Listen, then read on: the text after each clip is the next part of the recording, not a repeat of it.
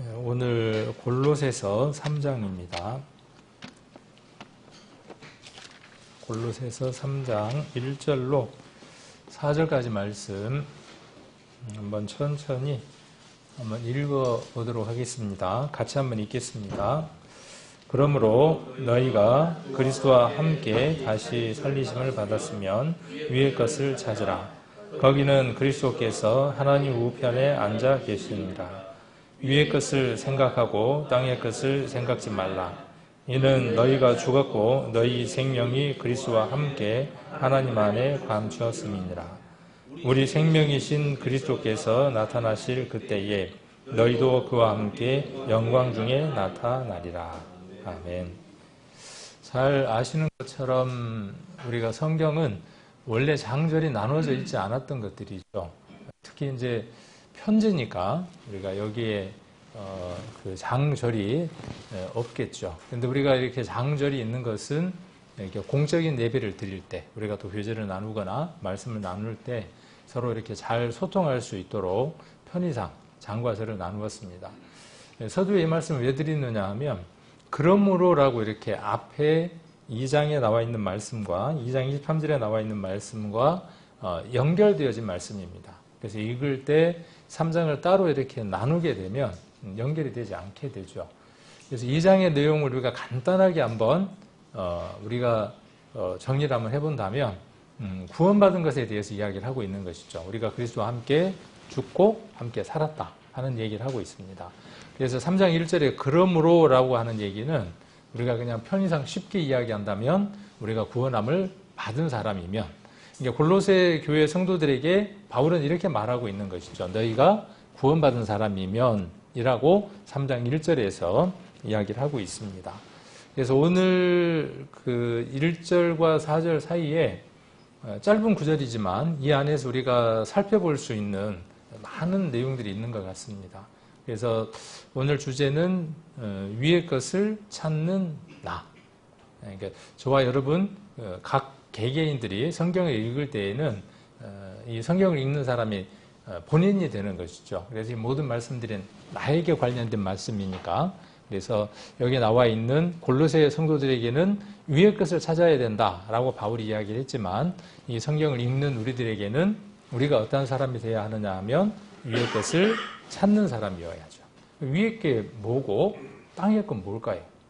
항상 이 성경 본문 안에 그 답들이 있습니다. 우리가 인위적으로 이것이 위의 것이고 이것이 땅의 것이고 이렇게 범주를 나눌 필요가 없고 성경 안에 그 답들이 다 있는 걸 볼 수 있습니다. 제가 보는 성경, 그 호크마 성경, 성경 출판사들이 여러 출판사들이 있죠. 호크마 성경에는 그 제목을 적어놨어요. 3장 앞에다가 머리에다가 제목을 딱 적어놨습니다.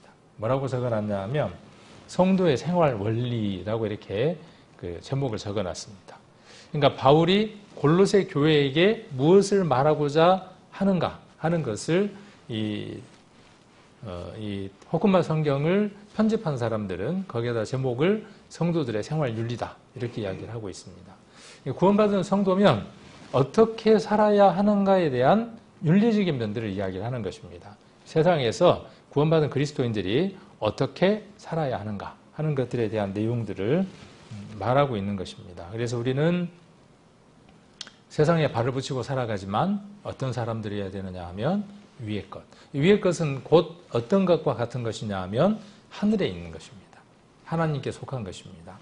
그래서 제목을 위의 것을 찾는 나라고 한번 정해봤고, 여기 아까 우리가 본문을 읽었는데 위의 것을 생각하고 찾아야 하는 이유 3가지를 제시하고 있습니다.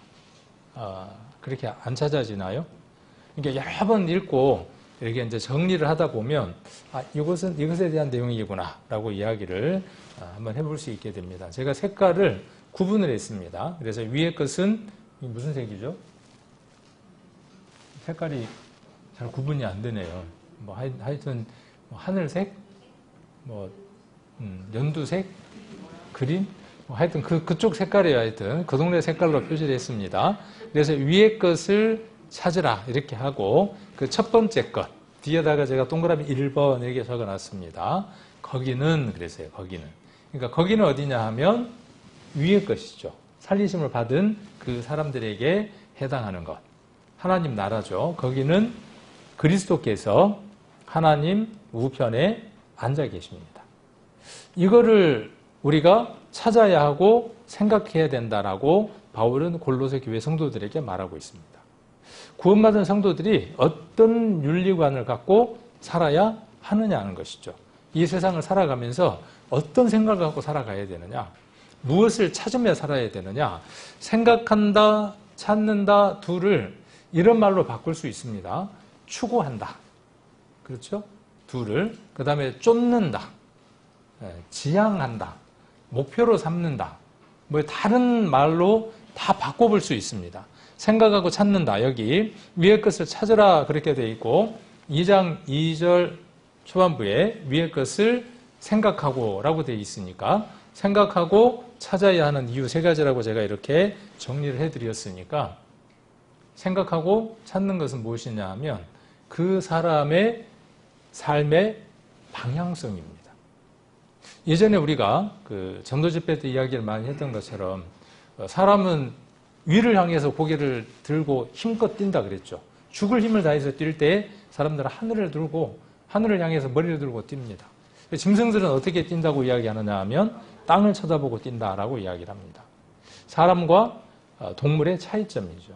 우리의 목적지, 우리의 본향은 하늘에 있고 짐승은 죽으면 땅 아래 곧 땅으로 내려가죠. 그 영이 그들에게는 없어서 죽으면 그것으로 끝나는 것이죠.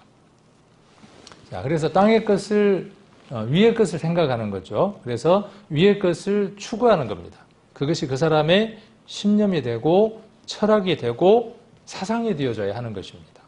구원받은 그 사랑이 하나님을 향한 그 복음이 우리 안에 들어와서 그것이 삶의 한 방향이 돼서 목적이 되어져서 그것을 생각하고 그것을 찾는 삶을 살아가야 하는 것이죠.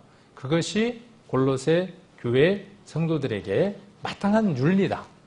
마땅한 것이다. 그렇게 말하고 있고 그 첫 번째 이유가 무엇이냐 그 말이에요. 왜 그렇게 위의 것을 생각하고 찾아야 하느냐. 그 첫 번째가 이유가 뭡니까?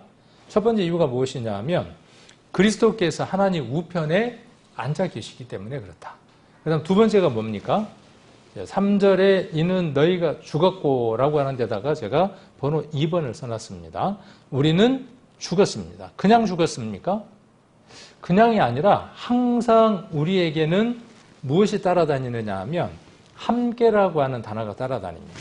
저와 여러분은 함께라고 하는 이 단어가 없으면 아무런 가치, 의미가 없는 존재입니다.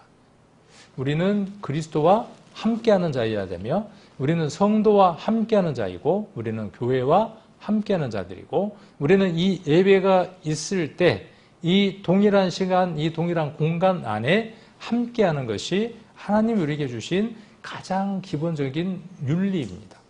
세상을 살 때에도 도덕이 있고 윤리가 있죠.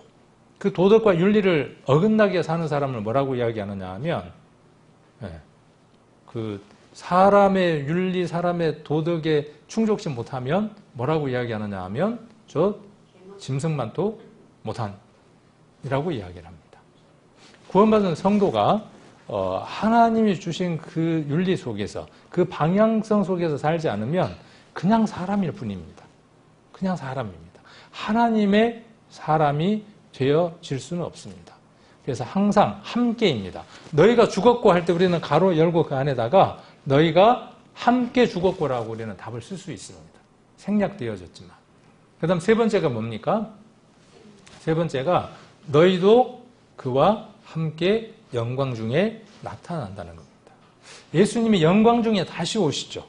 구름 속에 오시고 만국을 철장으로 다스리기 위해서 지상 재림을 하십니다. 그때 예수님의 영광은 어떤 영광이겠습니까?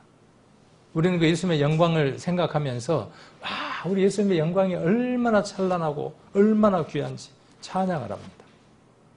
자, 그런데 우리는 이 속에서 한 가지 발견해야 될 게 무엇이냐 하면 이 편지 속에 나라고 하는 사람이 곳곳에 숨어 있다는 사실을 발견해야 합니다.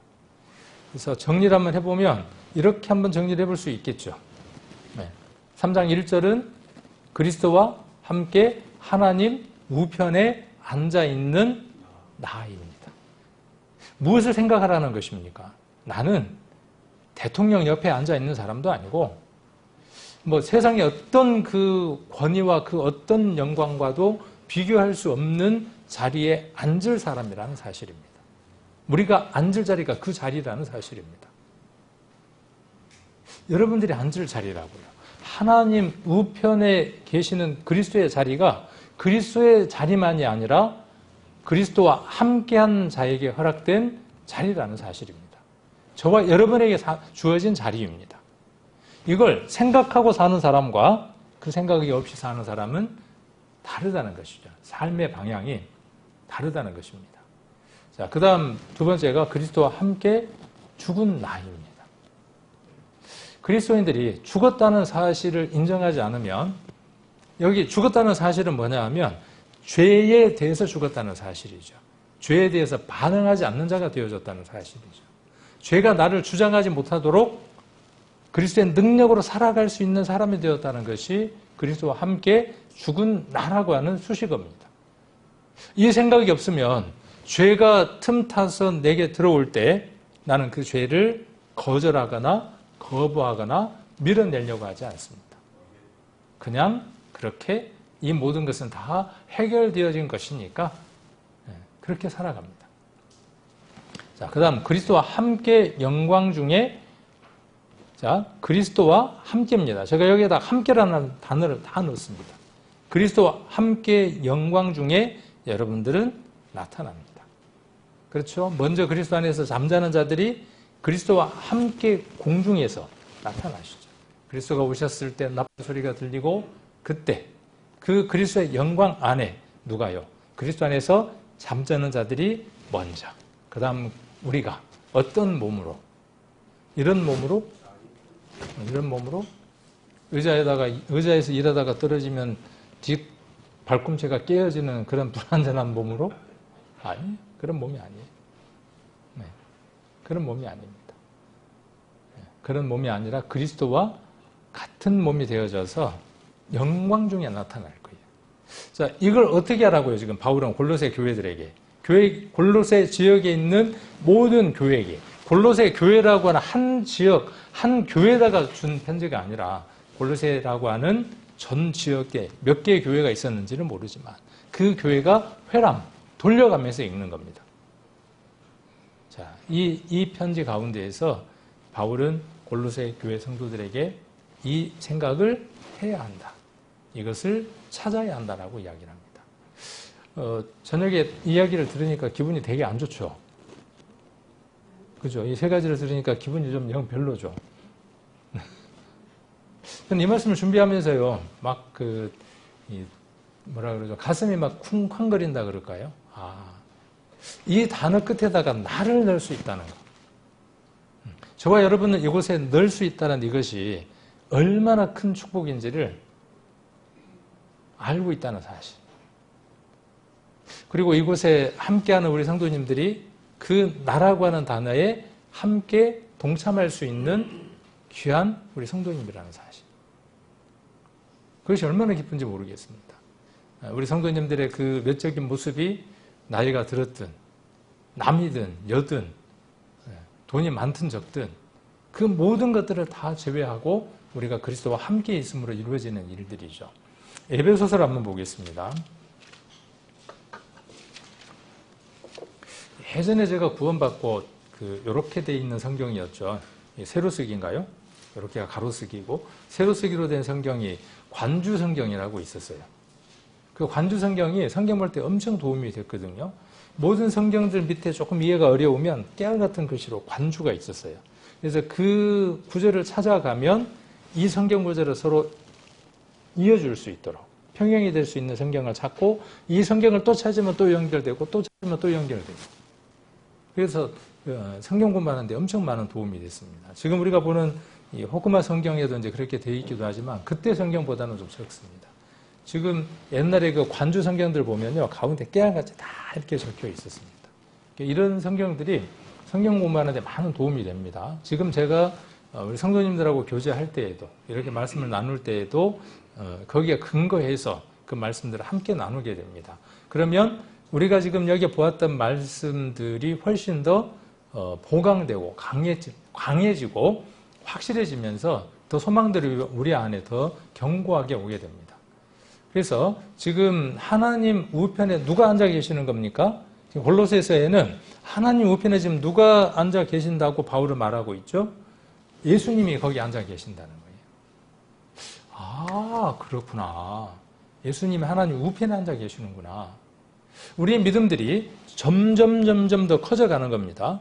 우리의 지식들이 성경 말씀을 통해서 하나하나 더해져 갈 때마다 하나님을 아는 지식들이 커져갑니다. 그 커져감에 따라서 우리가 하나님을 알아가고 섬기는 그 크기들이 달라져 갑니다. 그래서 말씀은 반드시 매일 읽어야 하는 겁니다. 그리고 그 말씀이 내게 지식이 아니라 양식으로서 나를 성장시켜야 하는 것이죠. 여기 한번 봅니다. 에베소서를 한번 보겠습니다. 에베소서 2장 6절 한번 보시면 2장 6절 이 말씀은 우리가 잘 아시는 말씀이죠. 우리 에베소서 2장은 뭐 전도집회 때 너무나 많이 읽었던 말씀인데 우리가 구원과 죄사함에 관해서 묶여있게 되면 거기에 우리의 모든 생각들이 집중되게 되면 맞습니다. 그렇게 해야 되는 것이. 그리고 거기에서 또 자라가야 하죠. 자라가야 된다고 하는 것은 그 이웃에 있는 성경의 말씀들을 더 내가 알고 있는 구원과 관련되게 해서 이해한다는 뜻이기도 합니다. 그래서 2장 6절을 보시면 자, 또 함께 일으키사 그랬습니다. 또 함께 일으킵니다. 일으킨다는 말하고 예수님이 살아나셨다는 말하고 교호적으로 이 둘을 동일하게 생각합니다. 살아나셨다라고 하는 말도 쓰고 일으키심을 받으셨다라는 말도 쓰고 합니다. 그러니까 그 둘이 이 헬라어 단어 안에서는 같은 단어를 쓰고 있습니다. 제가 제일 좋아하는 단어 중에 하나라고 제가 말씀을 드렸는데 에게 이루라고 하는 단어를 쓴다라고 말씀을 드렸습니다. 근데 여기도 보면 함께 일으키사 그랬어요. 우리는 본능적으로 감각적으로 뭘 아느냐 하면 함께 일으켰다고 하는 이 말씀이 우리를 그리스도와 함께 부활했다고 하는 말씀으로 동일한 말씀으로 받고 이해합니다. 누군가가 그렇게 이야기했을 때 아니다라고 말하지 않습니다. 맞아 그렇게 이야기합니다. 함께 일으키사. 그리고 그리스도 예수 안에서 함께 어디에 앉히셨습니까? 누구를요? 그렇죠. 그러니까 우리가 지금 현재 위치는 어디냐 하면 이곳입니다. 그러나 하나님의 시간 안에서 우리는 이미 어디에 있느냐 하면 그리스도와 함께 하나님 우편에 우리가 앉아 있는 것입니다. 그 영광과 권세와 모든 것을 함께 누리고 있는 자입니다. 이것을 인정하고 이렇게 바라보는 것이 믿음인 겁니다. 아닌데요.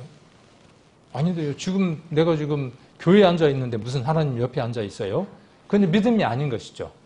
하나님이 그렇게 말씀하신 바를 내 상황, 내 형편 생각하지 않고 인정하지 않고 하나님 말씀하신 그 말씀을 내 것으로 받는 것이 믿음이죠. 그래서 우리는 현재 어디에 앉아 있느냐 하면 하나님 우편에 누구와 함께 그리스도와 함께 앉아 있는 자입니다. 결혼식인데 신랑 신부가 여러 자리에 서로 앉죠. 이렇게 신랑 신부 측 혼주도 어머니 아버지도 앉아 있잖아요. 영광스러운 자리죠. 귀한 자리죠. 아무나 앉을 수 없는 자리죠. 그때 옷은 어떤 옷을 입고 가나요? 그때 옷 좋은 옷, 비싼 옷. 더러는 한 번도 안 입어본 처음 입는 옷, 그 옷을 입고 앉습니다. 가장 좋은 자리에 앉을 때에는, 가장 귀한 자리에 앉을 때에는, 가장 소중한 자리에 앉을 때에는 그 사람의 옷, 내면, 모든 것들이 진중합니다. 왜 생각하라 찾으라 그렇게 이야기를 했을까요? 그 사람의 생각과 찾는 것은 그 사람의 삶의 방향을 결정짓기 때문에 그렇습니다. 그 사람의 행동과 의지와 그 모든 것들을 바꿔놓기 때문에 그렇습니다. 여러분들이 오늘 하루 동안 나라고 하는 존재가 이 세 가지 속에서 생각되어졌고 나를 그 속에서 찾고자 노력했다면 오늘 삶이 조금은 진중하고 조금은 더 행복하고 조금은 더 폭발적인 삶을 살아갔을 수도 있습니다. 바울은 그 위의 것을 찾는 모든 성도들이 되기를 원하는 겁니다. 그래서 여러 말씀 속에서 우리 에베소서에서는 우리가 어디에 앉아 있음을 말하고 있느냐 하면 예수님과 함께 너희가 하나님 우편에 앉아 있는 자다. 여기는 어디에 지금 앉아 있다고 이야기를 했죠? 6절에 하늘에 앉히시니 그랬어요. 그러니까 하늘이라는 말, 그 다음에 위라고 하는 말, 다 동일한 말이 되어지는 것이죠. 자, 그 다음 아까 하나님과 함께 죽은 나라고 이야기를 했는데 골로새서로 한번 다시 돌아가서 보면 골로새서 한번 보시면 지금 3장 1절에 나와 있는 이 말씀은 2장 20절에 있는 말씀을 다시 한 번 더 반복하고 있는 내용입니다. 같은 내용인 겁니다.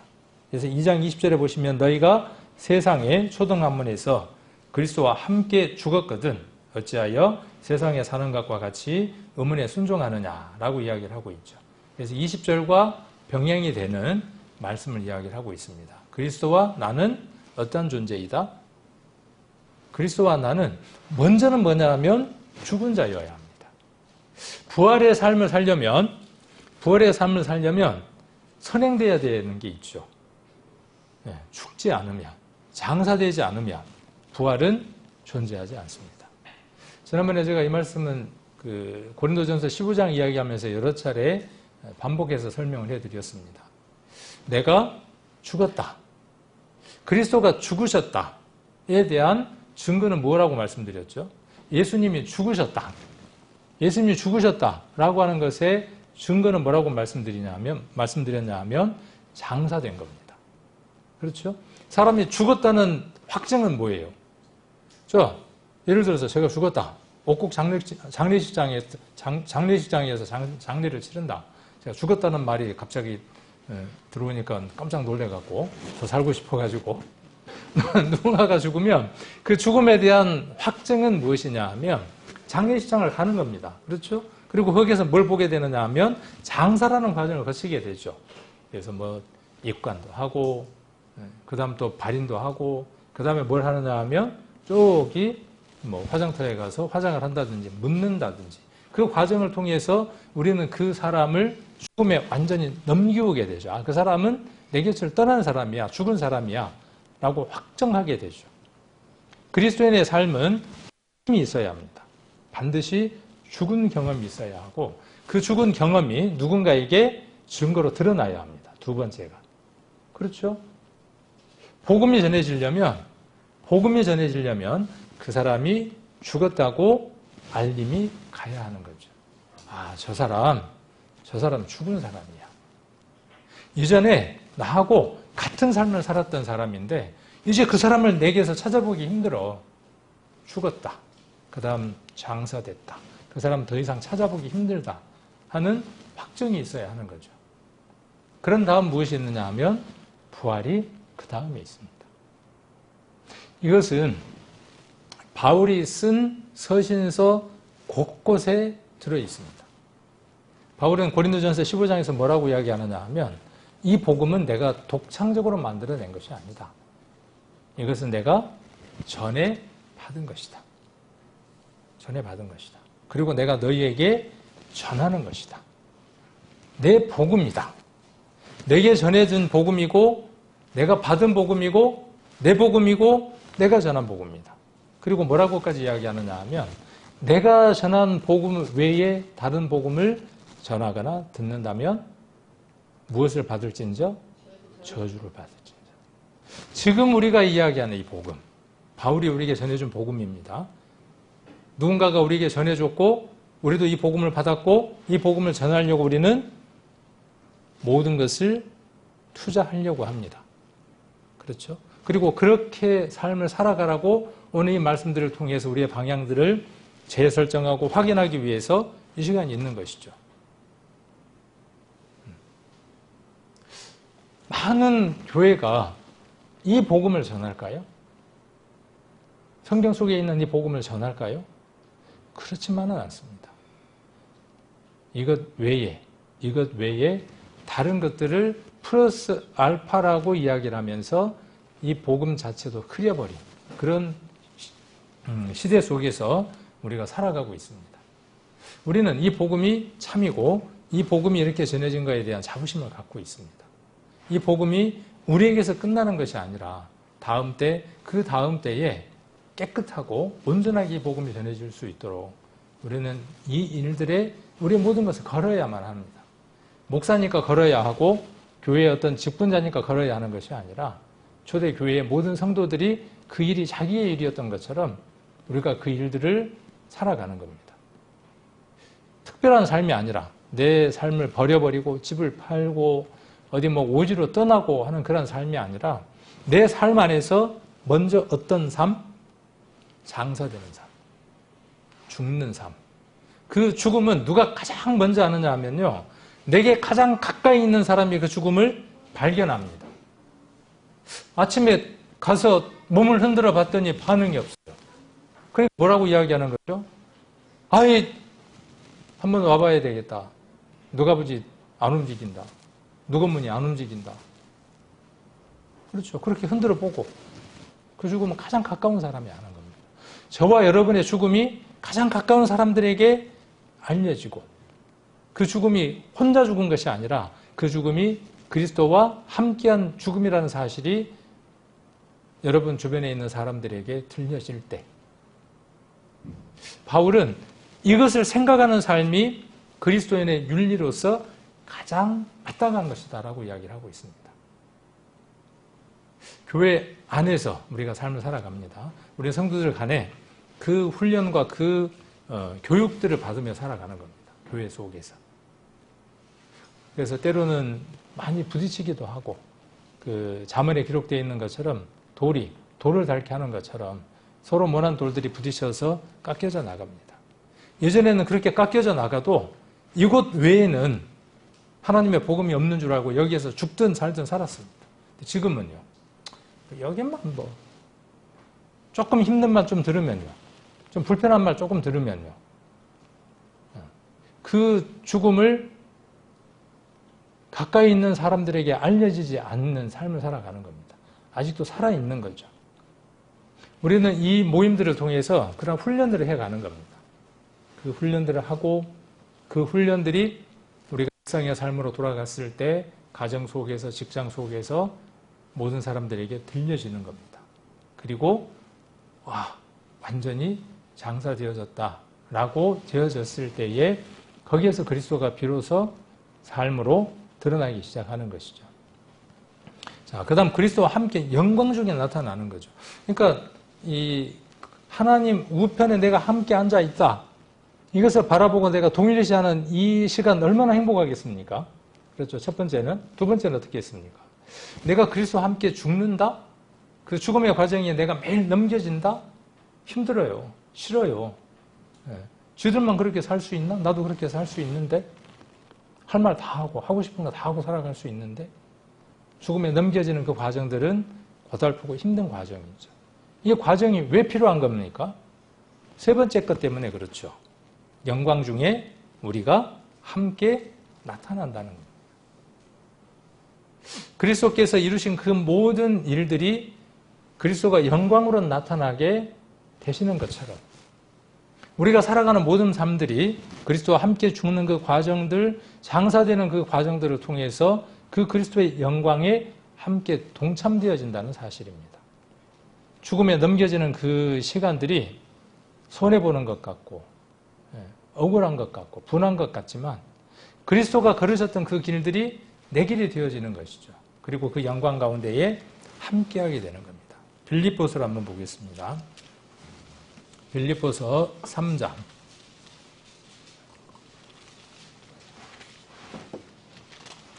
빌립보서 3장 20절 우리 잘 아시는 말씀이니까 3장 20절, 21절 같이 한번 읽겠습니다.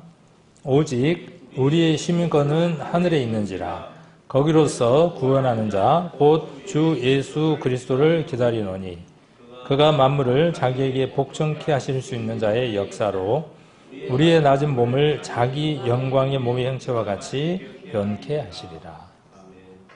예수님이 변화된 몸으로 부활 이후에 여러 행적들을 남기셨죠. 왜 그 많은 행적들을 남기셨을까요? 그것이 그리스도가 영광중에 나타나서 하셨던 그 모든 일들이 우리가 함께 이루어질 일들이라고 하는 것들을 보여주시는 것이죠. 먼저 앞서서 모든 것들을 보여주시는 겁니다. 십자가의 삶도 그렇고 죽으심도 그렇고 부활도 그렇고 부활 이후에 예수님께서 하셨던 그 모든 삶들도 우리가 그와 같을 줄 알고 우리가 살아가는 것이죠. 그래서 우리 몸, 낮은 몸입니다. 낮은 몸. 얼마나 낮은 몸입니까? 썩어서 흙으로 돌아가 버릴 그런 낮은 몸입니다. 그런데 우리에게는 어떠한 소망이 있느냐? 우리는 무엇을 생각하고 무엇을 찾아야 하느냐 하면 이것이 위의 것이다 그 말이에요. 지금 제시하고 있는 이 세 가지가 위의 것이고 그리스도인들이 생각하고 찾아야 할 것들이다 그 말이에요. 그것이 우리의 목적지다 그 말입니다. 우리가 바라봐야 할 것들이다라고 이야기를 합니다. 그래서 우리 몸은 누구의 몸과 같이 되는 겁니까? 여기 그리스도의 몸과 같이 변하는 겁니다. 그래서 20절에 이것을 기다리고 있죠. 자, 구원하는 자 20절 곧 주 예수를 기다린다 그랬죠. 이것은 우리는 감각적으로 본능적으로 이것은 그리스도께서 다시 오실 것에 대한 약속이구나. 누가 설명해 주지 않아도 그렇게 압니다. 그래서 다른 관주라든가 다른 책들 읽어보면 내가 믿었던 그 믿음과 동일한 믿음인 것을 우리는 발견할 수 있습니다. 우리는 그래서 그분을 기다리는 겁니다. 이 낮은 몸, 불완전한 몸만 불완전합니까? 우리의 몸만 불완전한 것이 아니라 우리의 생각, 지정의라고 하는 모든 것들이 불완전합니다. 어떤 때는 주님을 굳건하게 믿지만 어떤 때는 유다처럼 베드로처럼 그렇게 부인하고 버려버리는 시간들도 참으로 많습니다. 그분이 오시지 않으면 그분이 오셔서 우리를 그의 영광의 몸의 형체와 같이 바꾸시지 않으면 우리가 만일 이대로 영원한 시간으로 들어간다면 그것은 저주입니다. 지금 이대로 우리가 영원한 세계로 들어간다고 가정을 한번 해봅시다. 이 다리 아파갖고 지금 낫는 이 과정도 영원히 계속될 거 아닙니까? 어떠한 가능성도 있습니까? 높은 곳에 떨어졌을 때에 다칠 가능성이 여전히 존재하는 거죠.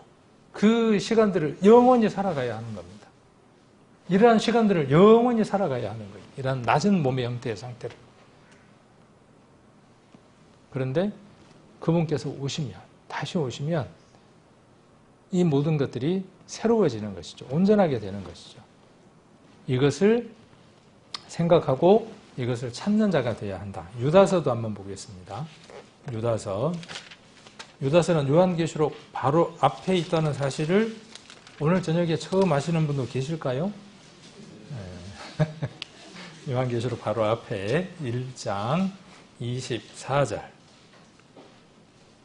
자, 같이 한번 읽겠습니다. 1장 24절 같이 읽겠습니다.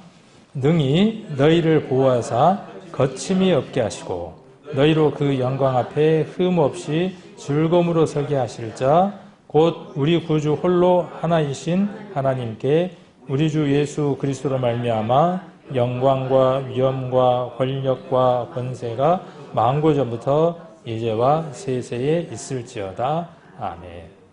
이런 마지막의 마무리는 바울의 서신서들 속에서 많이 볼 수 있습니다. 그래서 교회 목사님들이 예배 이후에 축도를 할 때 보면 이런 문구를 가지고 축도를 많이 합니다. 또 그것이 우리 성도님들에게 또 혹은 교인들에게 위로와 또 힘을 줄 수도 있다면 그런 예식들도 괜찮겠다 싶어요. 그런데 우리 교회 안에는 그런 것들을 우리가 거절했던 시간들이 있기 때문에 우리는 그런 부분들을 받아들이지 않습니다. 우리는 말씀들을 통해서 우리들 스스로가 우리에게 무엇을 할 수 있느냐 하면 축도를 할 수 있는 존재들입니다. 저와 여러분은 여러분 자신들이 누군가에게 이 축도의 말을 이 영광을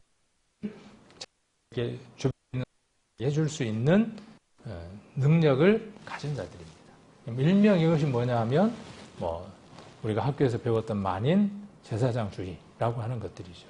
그런데도 불구하고 교회에서는 그 축도를 할 수 있는 이게 또 인터넷에 올라가면 또 안 좋을 수도 있겠네요. 요 얘기까지 올라가겠네요. 그렇지만 또 그러한 어떤 역사를 가진 교회 속에서는 그것이 또 그렇게 바람직하다라고 생각하고 가져가겠죠. 그러나 우리들 성경을 보는 그 방향들 속에서는 이것이 성경적이고 이것이 더 바르다라는 생각이 있어서 우리는 이렇게 나누고 있습니다. 자, 여기 보면 자, 주체가 누구냐 하면 믿음의 주체가 내가 아니라는 사실입니다. 내가 나를 지키는 주체가 아니라는 사실을 알게 됩니다. 그렇죠? 구원도 내가 주체가 아닙니다. 구원을 주시는 자가 주체입니다. 믿음이라고 하는 것은 시작부터 마지막까지 누구에게 있는 것이냐 하면 그분께 있는 겁니다. 사단은 부지런히 살아보라고 이야기를 합니다. 부지런히 살다가 넘어지게 만듭니다. 나 같은 것이 그럴 줄 알았어. 내가 한번 한다고 넘어집니다. 또 누군가도 그렇게 이야기를 합니다. 잘 살던 만나 저럴 줄 알았어. 그리고 좌절하고 스스로들 말할 때 뭐라고 이야기하느냐 하면 그럴 줄 알았다고 이야기를 합니다. 우리는 그럴 수밖에 없는 존재들입니다. 왜? 믿음의 주체가 누구이냐 하면 내가 아니기 때문입니다. 그럴 때 빨리 깨달아야 돼요. 아, 내가 믿음의 주체가 아니라 그분이 믿음을 세워나가시는 분이구나. 나는 여전히 실패할 수밖에 없지만 그분은 나를 어떤 분이다? 여기 24절에 보면 그분은 나를 어떤 분이에요? 어떻게 하시는 분이에요? 보호하시는 분이에요. 그래서 보호하시는 겁니다. 우리를 보호할 수 없어요. 교회가 여러분들을 교회라고 하는 이 집단, 눈에 보이는 이 교회, 보여지는 이 광명생명교회라고 하는 어떤 그 단체가 여러분들을 세상에서 보호해 줄 수 없습니다. 예수 그리스도께서 친히 여러분들을 보호하시는 분입니다. 그리고 거침이 없게 합니다. 그리고 흠 없이 즐거움으로 서게 하시는 겁니다. 저와 여러분을 그분 앞에 흠 없게 서게 하시는 분이 누구냐 하면 그분 자신이라는 사실입니다. 그러니까 우리가 그분이 없으면 어떤 것도 이룰 수 없는 존재예요. 우리 지구 안에 뭐가 있다고 그랬습니까? 맨 가운데에 불덩어리가 있다고 그랬죠. 그 불덩어리가 없으면 지구는 어떻게 된다고요? 아무 쓸모도 없어요. 그것이 부글부글 타올라서 어떤 일들을 하지 않으면 지구에 있는 어떤 것도 존재할 수 없습니다. 우리 안에 부글부글 타오르는 예수 그리스도라고 하는 그 영광로, 온전한 생명, 그것이 없으면 우리는 아무것도 아닙니다. 아무 존재도 아닙니다. 그래서 내가 잘한 것, 자랑할 게 없어요. 그분이 나를 세우셨으니까. 혹 내가 실패한 것, 무엇 때문입니까? 내가 그분을 붙들지 못한 것 때문입니다. 자, 그 다음 한번 보겠습니다. 자, 그러면 여기 지금 위의 것이 있고 땅의 것이 있죠. 예절에 보니까 위의 것을 생각하고 땅의 것을 생각지 말라 그랬죠. 생각은 무엇을 결정짓습니까? 우리가 그 자동차가 움직이는 그 원리가 있죠. 그렇죠? 시동을 걸면 뭐 여러 행정을 통해서 힘을 얻어가지고 자동차 바퀴를 굴려서 간다는 것이죠. 그것처럼 사람도 마찬가지죠. 이 생각이라고 하는 게 뭐냐 하면 사람을 움직이게 하는 에너지원이에요. 생각이 없이 어떤 걸 하는 사람들은 잘 없습니다. 나 아무 생각도 안 했는데 여기 와 있다? 그렇지 않아요. 그 안에 어떤 무의식도 있고 그 사람의 생각이 그로 하여금 어딘가를 향하게 하고 말하게 하고 하는 겁니다. 이 생각의 중요성을 누구도 잘 압니까? 하나님도 너무도 잘 아시죠. 그래서 하나님은 우리에게 생각을 넣어주시는 분이고 하나님도 말씀을 통해서 그분의 뜻과 계획, 생각을 우리에게 넣어주시는 분입니다. 사단도 어떤 존재입니까? 사단도 생각을 넣는 존재예요. 그래서 가롯 유다에게 사단이 예수를 팔 무엇을 넣었습니까? 생각을 넣어줬어요. 넣어주니까 그 다음 어떻게 돼요? 그 다음은 에너지원이니까 움직이기 시작을 하는 겁니다. 우리는 어떤 생각을 넣어야 될까요? 우리 안에. 오늘 말씀에 기록되어 있는 대로 내가 어떤 신분인지를 먼저 생각해야 하는 겁니다. 내가 어떤 윤리를 가지고 하나님 앞에 어떤 관계를 갖고 살아야 하는 존재인가 하는 것을 먼저 알아야 하는 겁니다. 내가 어떤 마땅한 삶을 사는 것이 하나님이 기뻐하시는지를 먼저 생각해야 될 사람들이죠. 자, 그래서 이 위의 것, 그 다음에 땅의 것 둘로 한번 나눠볼 수 있는데 이 같은 우리가 3장 속에 골로새서를 한번 보겠습니다. 골로새서 3장입니다. 3장 12절 3장 12절에 보시면 자, 골로새서 3장 12절부터 14절까지를 한번 천천히 같이 한번 읽겠습니다. 그러므로 너희는 하나님의 택하신 거룩하고 사랑하신 자처럼 긍휼과 자비와 겸손과 온유와 오래 참음을 못 입고 누가 네게 혐의가 있거든 서로 용납하여 피차 용서하되 주께서 너희를 용서하신 것 같이 너희도 그리하고 이 모든 것 위에 사랑을 더하라. 이는 온전하게 매는 띠니라.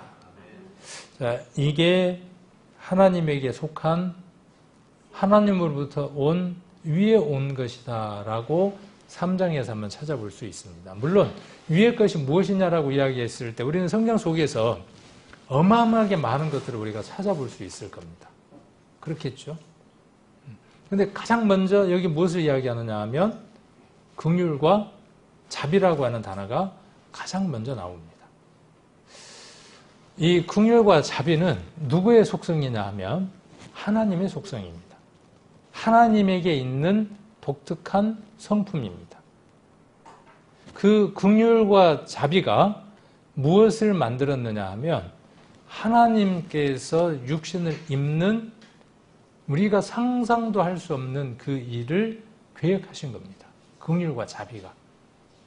하나님의 긍휼과 자비가 우리가 없으면 우리는 영원한 불못 가운데에서 세세토록 고통받아야 마땅합니다. 이 저주받은 세상, 저주받은 인생들을 위해서 하나님께서 우리 인생들을 위해서 긍휼과 자비로 계획을 세우셨습니다. 그 계획의 본체가 누구냐면 예수 그리스도입니다. 구약에서는 그리스도로 표현되어져 있고 그 그리스도가 역사 가운데 오신 분이 예수라고 하는 분입니다. 그 예수라고 하는 분은 하나님의 긍휼과 자비의 현현, 우리가 볼 수 있는 형체로 나타나신 분입니다. 예수님이 누구라고요? 긍휼과 자비라고요. 하나님의 긍휼과 자비가 우리가 볼 수 있는 형태로 나타나신 분이 예수님이라고요. 그러면 예수님께서 지금 바울이 골로새 교회에 지금 무엇을 원하느냐 하면 위의 것을 찾으라고 이야기를 하고 있고 위의 것은 이것이다라고 이야기를 하고 있습니다. 우리 성도들에게 무엇을 원하느냐 하면 하나님께서 긍휼과 자비가 되셔서 우리에게 나타나신 것처럼 우리로 하여금 세상 사람들에게 우리의 모습이, 우리의 삶이 긍휼과 자비와 겸손과 온유와 오래 참음이 되기를 원하는 겁니다. 이것은 누구의 것이냐 하면 하나님의 것입니다. 그런데 함께라고 우리가 단어를 계속해서 썼으니까 우리 안에 이 성품이 들어와 있습니다. 언제요? 없어요? 우리 안에? 없어요. 쳐다봐도 없어요. 내가 나를 쳐다보면 털끝만큼도 찾아볼 수 없어요. 그런데 그리스도께서 나를 그렇게 인정해 주셨다고 하는 지난번에 우리가 아브라함의 믿음, 다윗의 믿음 이런 것도 우리가 많이 살펴봤었죠. 그 아브라함의 믿음으로 하나님이 주신 믿음으로 우리를 쳐다보면 우리는 어떠한 자이냐 하면 긍휼과 자비와 겸손과 온유와 오래 참음이 넘쳐나는 사람들입니다. 가끔 우리가 경험하게 되죠. 내가 이런 마음을 품다니 스스로 대견한 때들이 종종 있습니다. 그것은 누구의 것이냐 하면 하나님의 것이고 하늘에 있는 것이고 위로부터 온 것들입니다. 여러분들이 만들어낸 것이 아니라 여러분 안에 있는 내게 속하지 않는 특별한 힘이 그것을 만들어낸 것입니다. 어느 성도가 야고보서에 나와 있는 대로 헐벗고 굶주리고 힘들어합니다. 고통 가운데 있습니다. 위의 것을 찾는 사람은, 위의 것을 생각하고 찾는 사람들은 그 아픔과 고통과 어려움이 누구 것이냐 하면 내 것입니다. 하나님이 그 아픔과 고통에 동참해 볼 수 있도록 내 눈을 열어서 그것을 보여주신 겁니다. 그 일에 동참할 수 있죠. 동참할 때 기분이 어떻던가요? 우리 성도님들 그 일에 동참할 때. 다 그런 경험들이 있으실 겁니다, 아마. 어느 성도에게, 아니면 누군가에게, 복음을 전하기 위해서, 어느 성도 가운데 누군가에게. 그렇게 베풀었을 때 그 마음이 풍선보다도 더 큰 마음에 대해서 막 터질 것 같은 그런 마음들이 듭니다. 근데 그것이 큰 것으로서 이루어질 수도 있겠지만 아주 작은 것들로부터 우리가 시작할 수 있습니다. 어려운 성도가 있습니다. 괴로운 성도가 있고 고달픈 성도들이 있습니다. 교회가 도와야지. 교회가 도와야지. 교회 좀 돈 있는 사람들이 도와야지. 자, 이거 위의 것을 생각하고 찾는 마음입니까? 뒤에 이제 땅의 것을 이야기를 하겠지만 위의 것은 분명히 아니죠. 위의 것은 무엇이라고 그랬습니까? 긍휼과 자비예요. 옛날에 불쌍히 여기는 것과 긍휼히 여기는 것의 차이점 누가 한번 설명했는데 기억하고 계시나요? 불쌍한 것과 긍휼한 것의 차이. 길거리에 보니까 애 하나가 옷도 못 입고 팔팔팔팔 추운 겨울에 떨고 있는 거예요. 밥 한 끼도 못 먹었어요. 지나가다 보니까 옆집 거시기 아버지 아들이에요. 쳐다보고 어떻습니까? 그럴 때 뭐라고 이야기하냐 하면 참 불쌍하다, 짠하다 그렇게 이야기를 합니다. 그게 불쌍이에요. 근데 긍휼이라는 것은 무엇이냐 하면 그 아이가 누구냐 하면 내 아이예요. 내 아이면 어떻게 했습니까? 그렇게 굶고 떨고 있는 그 애가 내 아이라면 찢어지겠죠. 고통스럽겠죠. 그것이 긍휼이고 그것이 자비예요. 우리 안에 하나님을 닮은 그 마음이 있다고요. 없는 게 아니라. 그런데 그 마음들을 사람들 어떻게 한다고요? 자신들을 위해서 쓴다고요.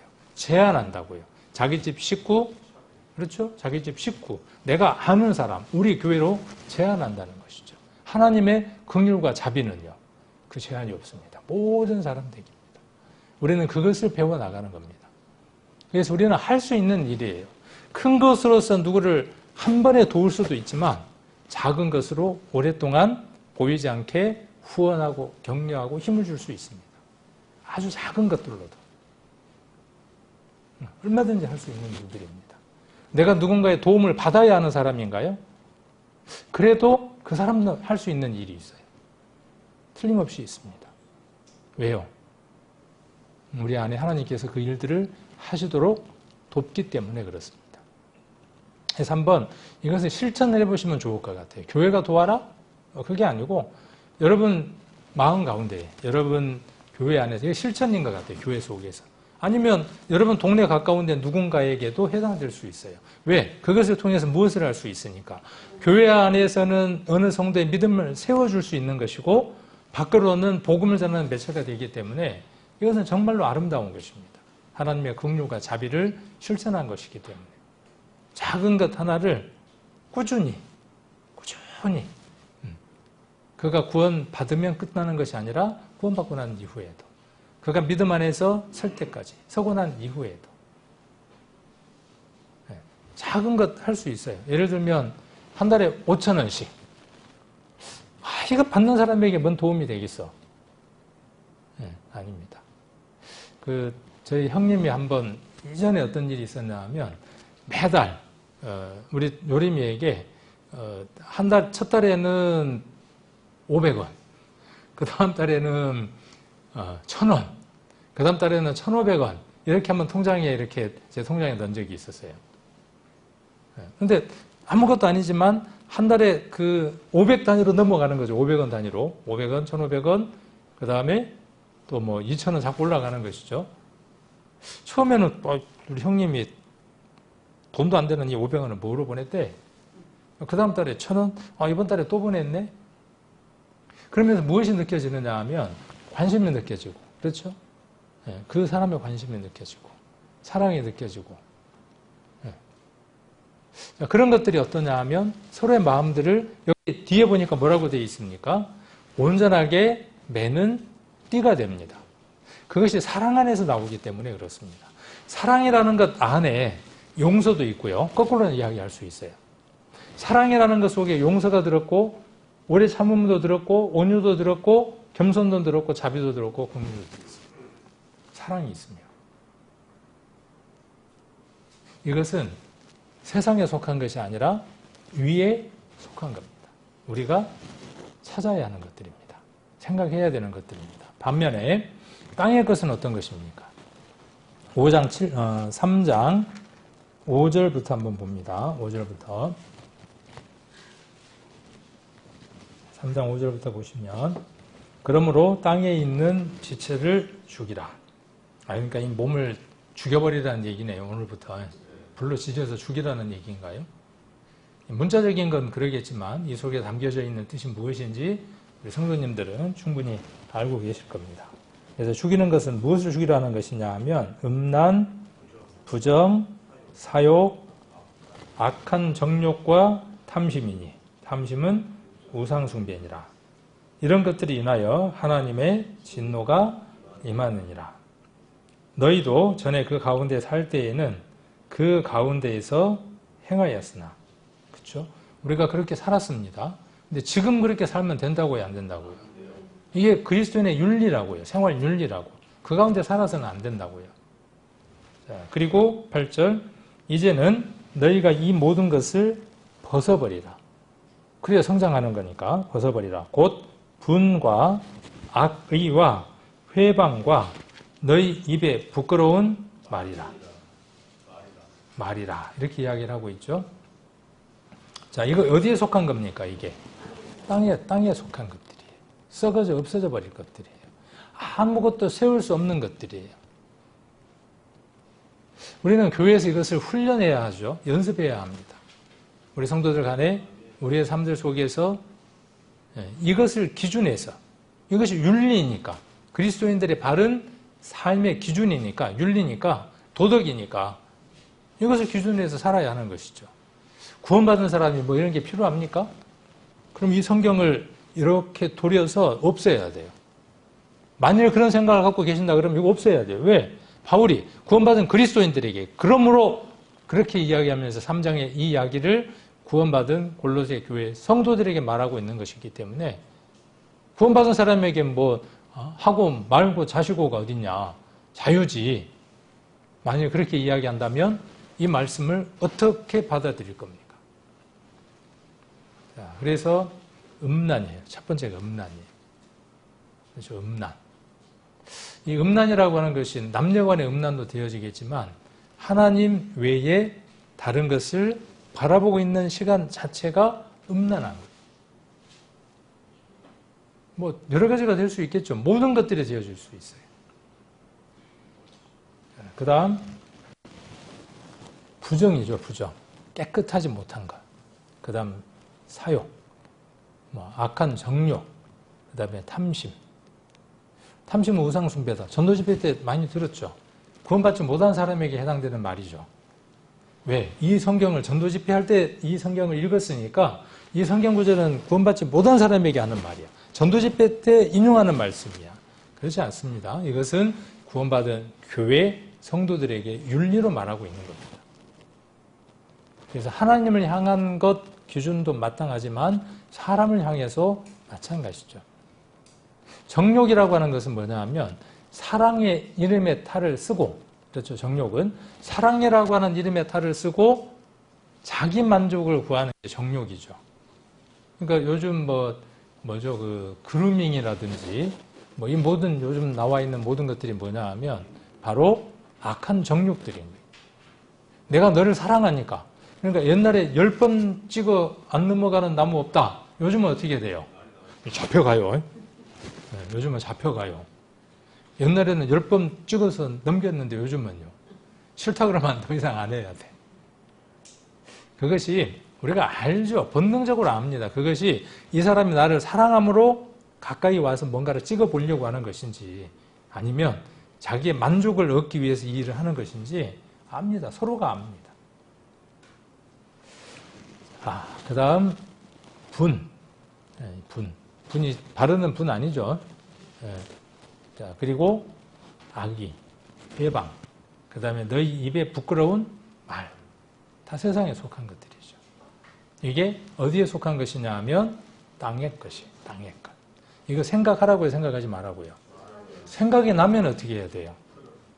생각이 나면 털어야죠. 버려버려야죠. 제가 그 예와도 한번 이야기한 적이 있을 겁니다. 그 얘기를 한번 한 적이 있습니다. 새가 머리를 지나가면서 응가를 한번 볼 수 있죠. 네. 그런데 새가 지나가는 게 아니라 새가 내 머리 위에다가 집을 짓는다면 어떻게 해야 되겠습니까? 똥도 물론 씻고 털어내야 되겠지만은 그 새를 사단이라고 한번 생각을 해봅시다. 사단은 우리의 머릿속에다가 뭔가를 응가를 떨어뜨리기를 원하죠. 떨어뜨리기만 원하는 게 아니라 뭘 하기를 원하냐 하면 또아리를 틀기를 원하는 거예요. 하나의 생각이 들어오면 그 생각을 어떻게 해야 합니까? 밀어내야 하는 거죠. 집을 짓지 못하도록 해야죠.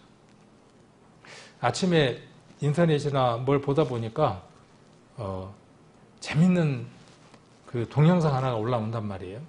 딱 하나를 보고 나니까 이거 5분짜리야. 딱 보고 나니까 어때요? 알고리즘이 어떻게 하느냐 하면 그 다음 또 하나를 딱 올려줍니다. 비슷한 걸 다 하나 올려줘요.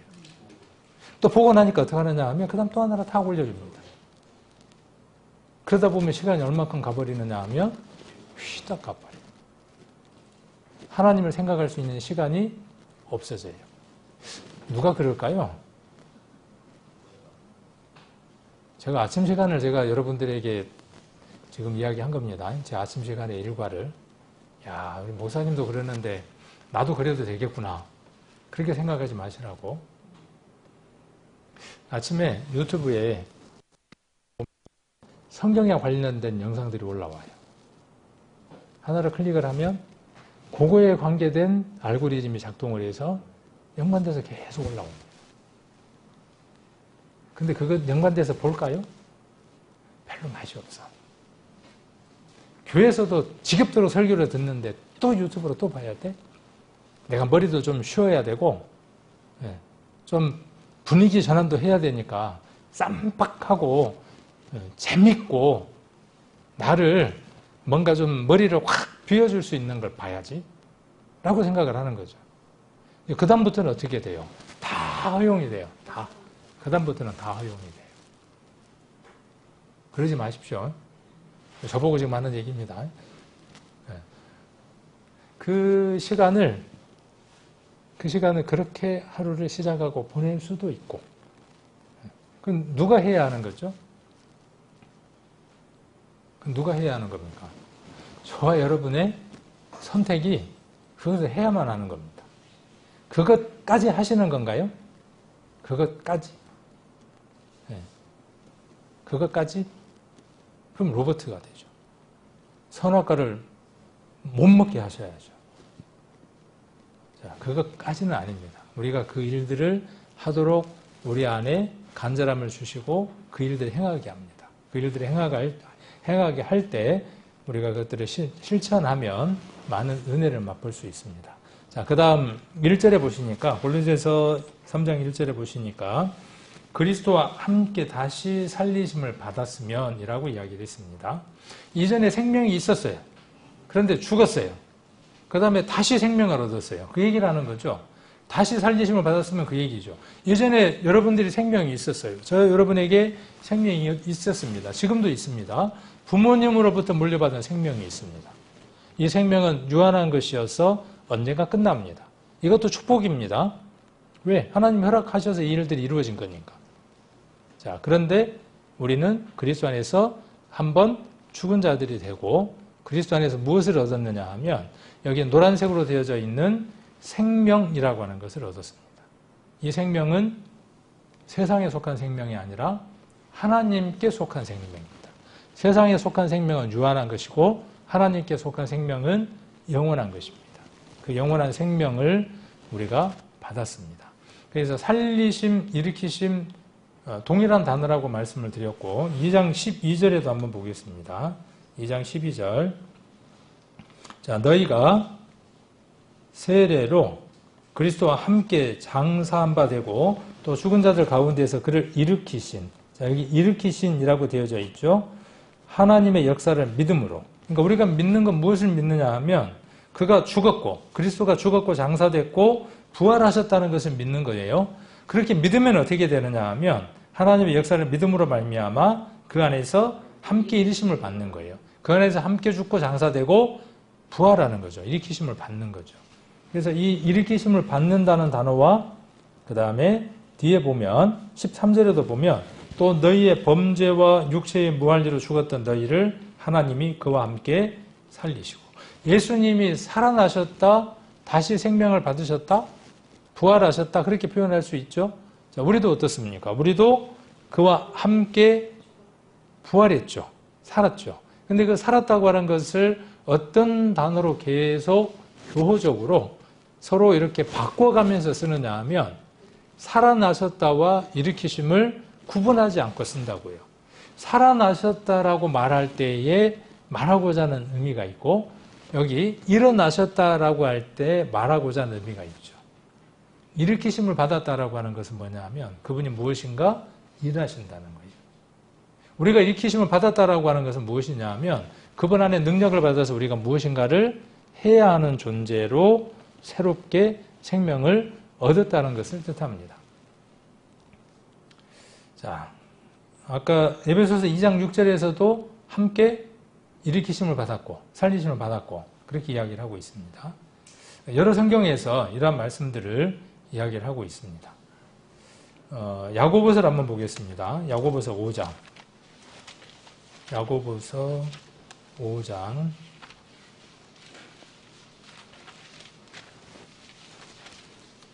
15절입니다. 신약 376페이지 5장 15절입니다. 같이 한번 읽겠습니다. 믿음의 기도는 병든 자를 구원하리니 주께서 저를 일으키시리라. 혹시 죄를 범하였을지라도 사하심을 얻으리라. 자, 믿음의 기도는 병든 자를 구원합니다. 그러니까 병든 자의 병든 것이 무엇을 포함하고 있다라고 지금 야고보서에서 이야기를 하느냐 하면 그 병든 것이 무엇 때문일 수도 있다라고 지금 말하고 있는 거죠.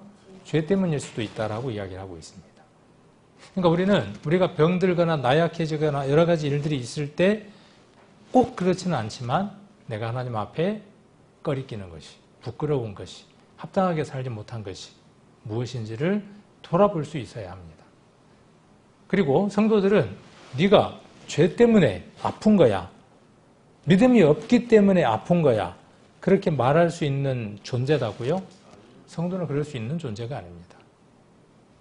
다만 성령께서 우리에게 그렇게 책망하실 수 있지만 우리는 어떠한 자냐 하면 위로하고 격려하고 힘을 주고 여기 나와 있는 대로 무엇을 할 수 있는 자여야 되느냐 하면 믿음의 기도를 하는 자여야 됩니다.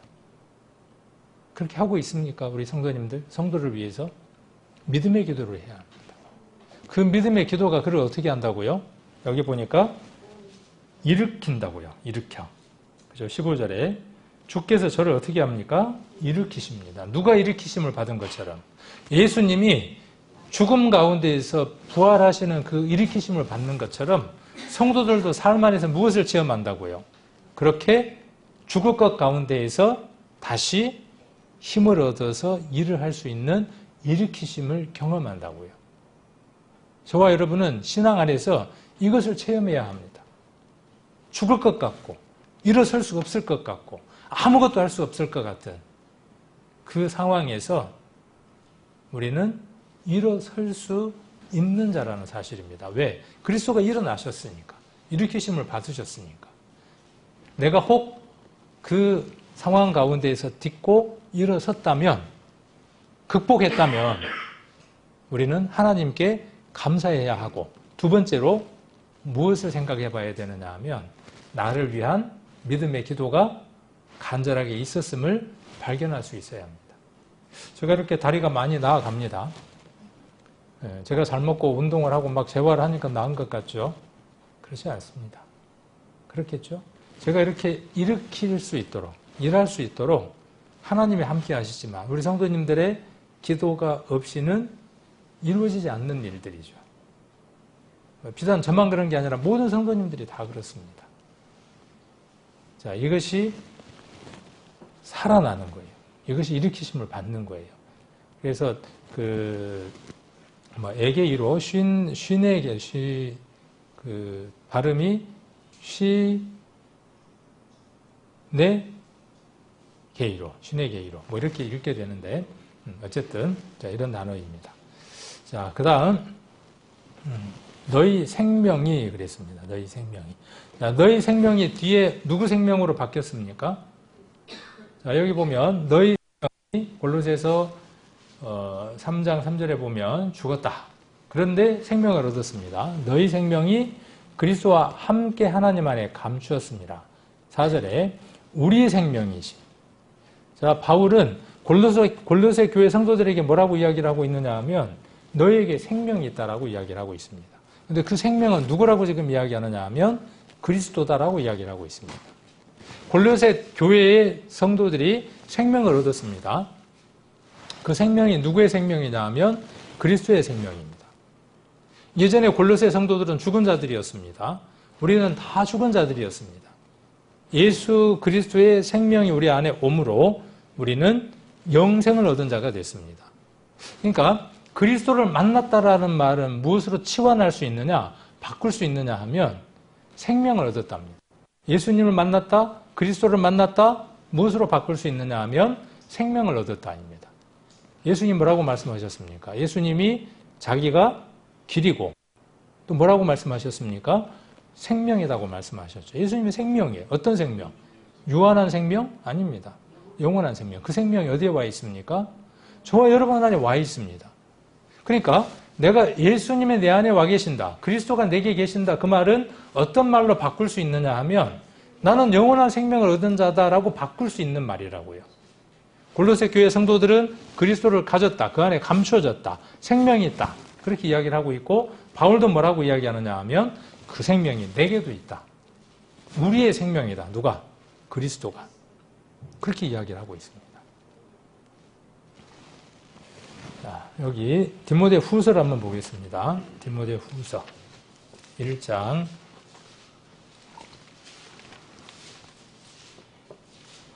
그러니까 이렇게 이야기할 수 있습니다. 예수님이 없다. 그 말은 무슨 말이냐 하면 죽은 사람이다. 그 말이에요. 그죠? 그러니까 우리가 구원받지 못한 사람은 어떤 사람이에요? 예수님이 없는 사람, 죽은 사람. 우리는 예수님을 믿는 사람, 구원받은 사람. 그 말은 어떤 말이냐 하면 우리에게는 생명이 있는 사람. 어떤 생명? 영원한 생명이 있는 사람. 그러니까 우리가 구원받았다, 과거, 현재, 미래의 죄의 사함을 받았다, 거기에서 우리의 삶이 점점 확장돼 가는 거죠. 이런 걸 알아갈 때 어때요?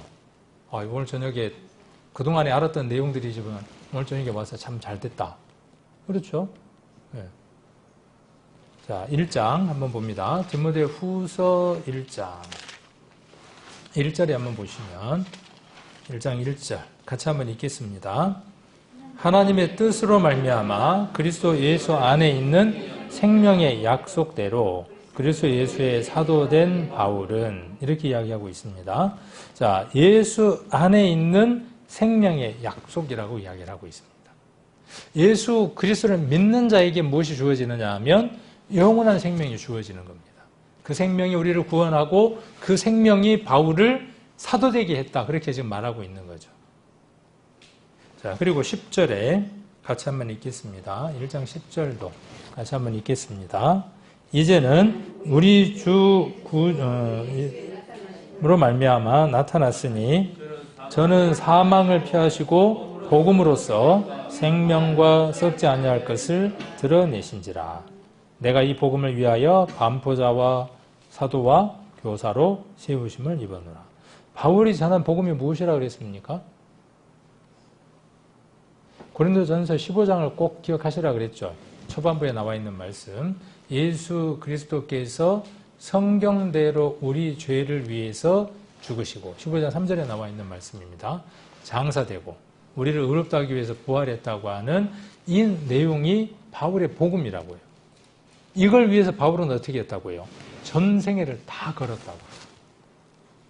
지금 여기도 바울이 뭐라고 이야기하느냐 하면 복음입니다. 복음으로써 그랬어요. 자, 그 복음 안에 무엇이 들어있는 겁니까?